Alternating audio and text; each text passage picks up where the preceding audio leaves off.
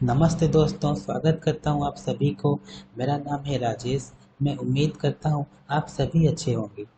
दोस्तों, जैसे कि आप जानते हैं, मैं अपने इस चैनल में महाभारत के बारे में वीडियोस बनाता हूं और महाभारत की कथा को आपको बताता हूं, शुरू से लेकर अंत तक। दोस्तों, मैं लास्ट वीडियो में आपको बताया था महाभारत का सबसे पहला पर्व, जो कि है आदि पर्व। आदि पर्व को मैंने छोटा छोटा भाग में डिवाइड करके रखा है, ताकि आप बोर ना हो। क्योंकि एक ही पर्व को एक ही वीडियो में बता दूं तो आप शायद बोर हो जाओगे। इसीलिए मैंने आदि पर्व को छोटा छोटा भाग में डिवाइड कर दिया है। दोस्तों, लास्ट वीडियो में हमने बात किए थे महाराजा शांतनु और भीष्म प्रतिज्ञा के बारे में। किस तरह से महाराजा शांतनु भगवती गंगा से विवाह किए और देवव्रत, जो कि आगे जाके भीष्म भीष्म बने, वे किस तरह से प्रतिज्ञा लिए थे कि सारा जीवन वंशहीन रहेंगे। तो दोस्तों, ये था पार्ट 1 और 2 की कहानी। पार्ट 1 में मैंने आपको बताया था कि महाभारत में पांडव और कौरवों के वंशज के बारे में। अगर आपने उस वीडियो को नहीं देखे हैं, मैं लिंक इस वीडियो का डिस्क्रिप्शन में दे दूंगा, आप वहां जाके देख सकते हैं दोस्तों। तो आज हम बात करेंगे महाराजा पांडु और महाराजा धृतराष्ट्र के बारे में। चलिए दोस्तों, शुरू करते हैं। महाराजा शांतनु से सत्यवती को दो पुत्र होते हैं। एक होते हैं चित्रांगद और दूसरे होते हैं विचित्रवीर्य।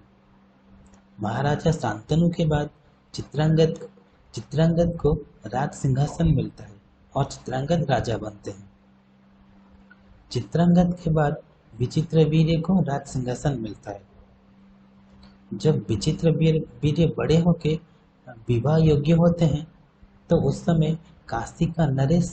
उनको काशी का नरेश का 3 पुत्री अम्बा, अंबिका और अम्बालिका की विवाह के लिए स्वयंवर का निमंत्रण आता है और भीष्म विचित्रवीर्य को अपने साथ लेके काशी नरेश के पास जाते हैं और वहां जाके उन्होंने बलपूर्वक अम्बा, अंबिका और अम्बालिका तीनों को अपने साथ लेके आ जाते हैं।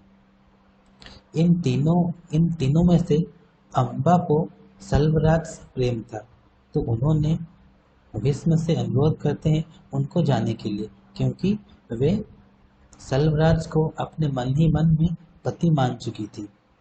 तो ये बात सुनकर भीष्म ने उन्हें जाने देते हैं। अम्बा जाकर सल्वराज के पास पहुंचती है। तो ये सब जानने के बाद कि अम्बा को भीष्म ने अपने साथ में ले गए थे, ये बात जानने के बाद अम्बा को सल्वराज ग्रहण नहीं करते हैं। तो ग्रहण ना करने के कारण अम्बा क्रोधित होती है और वे तपस्या करती है और तपस्या से वर प्राप्त होता है कि वही आगे जाकर शिखंडिनी बनेगी और भीष्म का मृत्यु का कारण बनेगी। और दूसरी ओर दो बहन अंबिका और अम्बालिका का विवाह विचित्रवीर्य से हो जाता है। विचित्रवीर्य से अंबिका को धृतराष्ट्र और अम्बालिका को पांडु नामक 2 पुत्र होते हैं। धृतराष्ट्र जन्मांध होते हैं, इसलिए आगे जाकर पांडु को राज सिंहासन में बिठाया जाता है और पांडु राजा बनते हैं। पांडु का विवाह कुंती से होती है।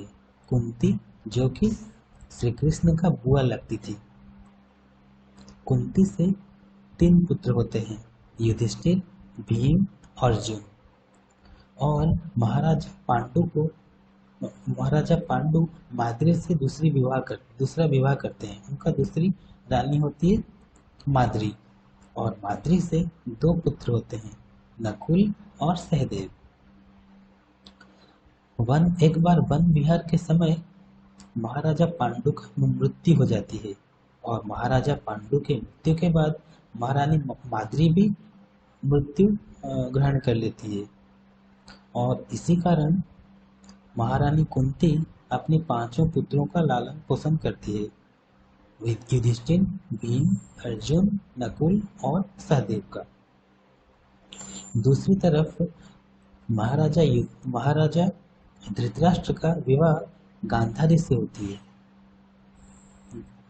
धृतराष्ट्र तो जन्मान थे, इसी कारण गांधारी भी अपनी आंखों में पट्टी बांधती थी। महाराजा धृतराष्ट्र का 100 पुत्र होते हैं और एक पुत्री होती है।